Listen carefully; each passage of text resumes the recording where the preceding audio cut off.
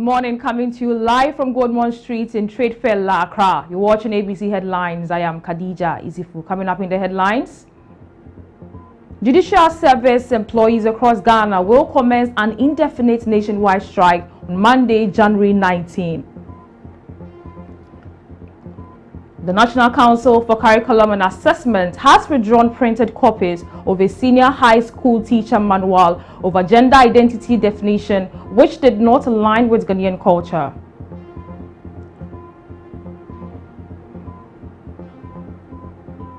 We have these and many more coming up shortly. Do stay tuned.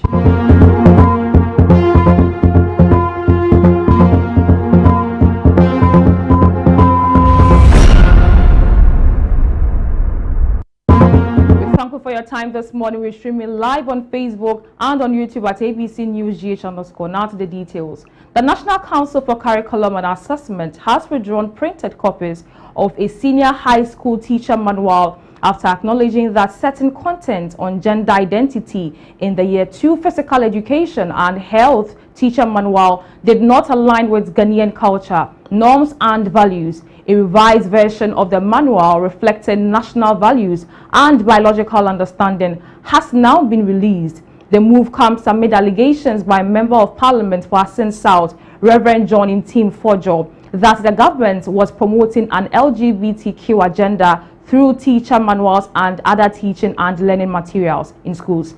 The controversy centered on a specific definition within the Year 2 Physical Education and Health teacher manual, a supplementary guide developed in 2024 to aid teachers implementing the new SHS curriculum introduced last academic year. In a statement issued the same day, NACA clarified the distinction between the official SHS curriculum and teacher support materials, stressing that the curriculum itself contains no LGBTQ-related content. The council noted that teacher manuals are supplementary resources meant to guide educators, and their use is optional. NACA confirmed that steps are being taken to remove the old manuals from circulation and that all future updates will be made available digitally. The council urged the public and stakeholders to base discussions on verified facts and reaffirmed its commitment to transparency, responsiveness and maintaining educational resources that reflect Ghanaian national values. Director General Professor Samuel Ofori-Bekwai emphasized the council's dedication to delivering a high-quality education system aligned with the country's cultural and constitutional principles.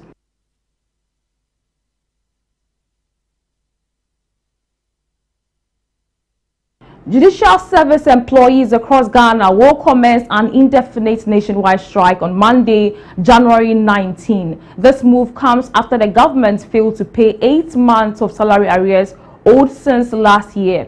The Judicial Service Staff Association of Ghana announced the industrial action in a formal notice to the National Labour Commission, stating that its members can no longer bear the unbearable situation created by the state's failure to honor its financial commitment. At the heart of the dispute is a 10% base pay increase for 2025, approved by the President for all public sector workers, including judicial staff, to take effect from January 1, 2025. While other sectors received the adjustment promptly, JUSAC says its members only started receiving the increased pay in September 2025, with a government assurance that the arrears for January to August would be paid not later than the 2025 fiscal year.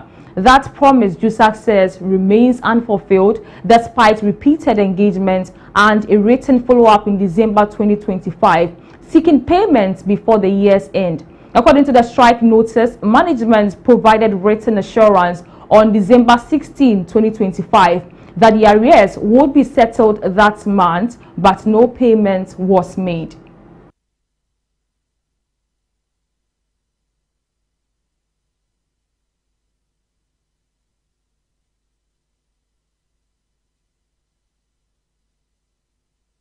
Now, away from that, the Minister for Health, Kwabena Minta-Kando, has ordered a comprehensive audit of all health facilities in the OT region as part of efforts to strengthen service delivery and safeguard patient safety. The directive shared on Facebook by the Ministry on Tuesday, January 13, 2026 requires the technical advisor to the Ministry of Health, Dr. Kokua Wuno, to constitute a technical working group to assess the structural integrity, operational capacity, and overall productivity of health facilities in the region. The other was issued during a two-day management retreat of the Ministry of Health and formed of government's broader agenda to improve oversight of health infrastructure and ensure that public health facilities across the country meet approved safety, quality, and performance standards. In addition to the audit, the Health Minister has directed the introduction of 24-hour cleaning services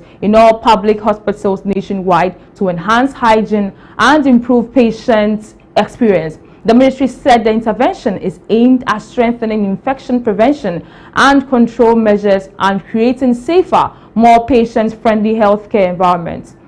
According to the ministry, the combined measures reflect its commitment to raising standards across the health sector through proactive supervision, improved facility management, and sustained investment in quality healthcare delivery.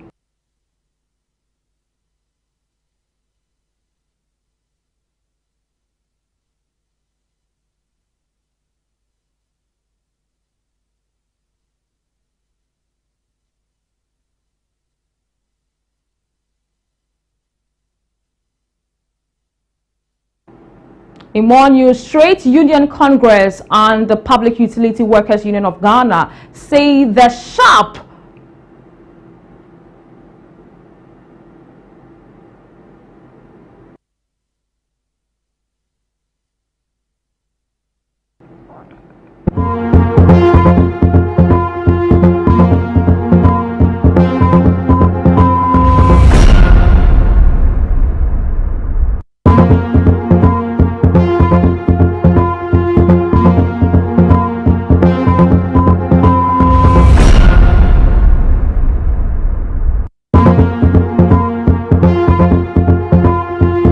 for the loss in signals. Now, the Trade Union Congress and Public Utility Workers Union of Ghana say the sharp rise in revenue at the Electricity Company of Ghana is clear evidence that the utility can be turned around without being privatized if workers are fully supported and management is given clear enforceable deliverables. At a press conference on the proposed privatization by PUWU in collaboration with the TUC, General Secretary of TUC Joshua Ansah pointed to results from a 6-month turnaround program implemented between July and December 2025. Extensive tripartite engagements involving the Public Utility Workers Union, PUWU, representing staff of UCG, management of UCG, and the Minister of Energy and Green Transition. A 6-month turnaround program was agreed upon and implemented from July to December 2025. The result of the turnaround program has been phenomenal. Verified performance data from this turnaround program indicate that UCG's average monthly revenue collection increased from approximately 900 million Ghana cedis to a record of 1.75 billion. Now, the turnaround program by NETCO. The Northern Electricity Distribution Company, NETCO, has faced significant challenges related to high distribution losses and inadequate revenue collection over the years. The northern area, particularly Tamale Township, records exceptionally high distribution losses, averaging about 46%.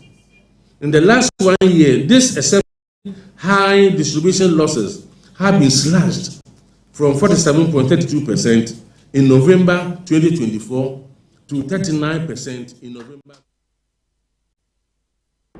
A tragic head-on collision between a commercial sprinter bus and a manned diesel truck has claimed 7 lives and left 18 others with severe injuries at Komenda Samasa in the central region. The fatal incident, which occurred on Monday evening, January 12, 2026, has once again cast a dark shadow over one of Ghana's most transit-heavy corridors.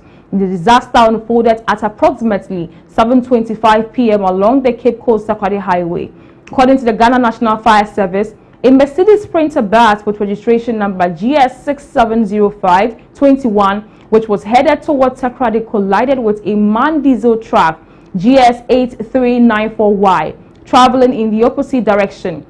Eyewitnesses at the scene reported that a heavy-duty truck lost control while attempting a high-speed overtake of another vehicle. The maneuver resulted in a violent head-on impact that sent the Sprinter bus veering off the asphalt and crashing into a nearby bush, trapping several passengers inside the mangled wreckage. Firefighters from the Komenda fire station were dispatched immediately following the distress call. According to reports, upon arrival, rescuers found a chaotic scene where 18 passengers had already been pulled from the wreckage by local first responders. However, 6 victims remained pinned within the twisted metal of the Sprinter bus. Tragically, all 6, comprising 3 males, 2 females, including a pregnant woman and a baby, were pronounced dead upon arrival at the Cape Coast Teaching Hospital. A 3rd female casualty, who had been rushed to the facility by bystanders prior to the fire service's arrival, also succumbed to her injuries, bringing the death toll to 7. Currently, 18 survivors are undergoing emergency care at the Cape Coast Teaching Hospital. Medical officials indicate that the victims sustained varying degrees of trauma, ranging from fractures to internal injuries. The identities of the deceased have not yet been officially released, pending notification of their next of kin.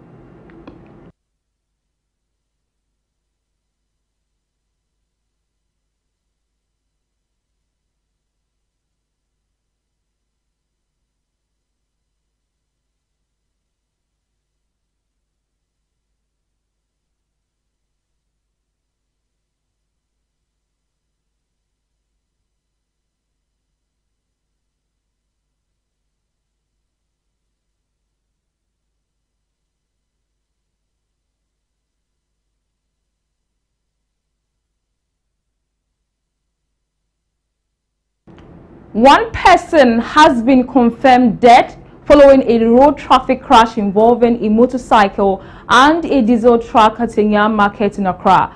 The Ghana National Fire Service says personnel from the Anyam Fire Station responded swiftly to the incident, which occurred on Tuesday, January 13, 2026, just after the tragic traffic light at Anyam Market. According to the service, a distress call was received at 9:44 a.m. and rescuers arrived at the scene within 5 minutes. The crash, described as a rear collision, caused partial damage to the motorcycle and the front section of the MAN diesel truck. A male victim, believed to be the motorbike rider, was pronounced dead at the scene. His body was subsequently handed over to the police for further investigations and necessary procedures. Firefighters secured the accident scene to prevent secondary hazards and worked closely with the police and the National Ambulance Service to manage the situation until operations were completed. The cause of the accident is currently under investigation by the relevant authorities.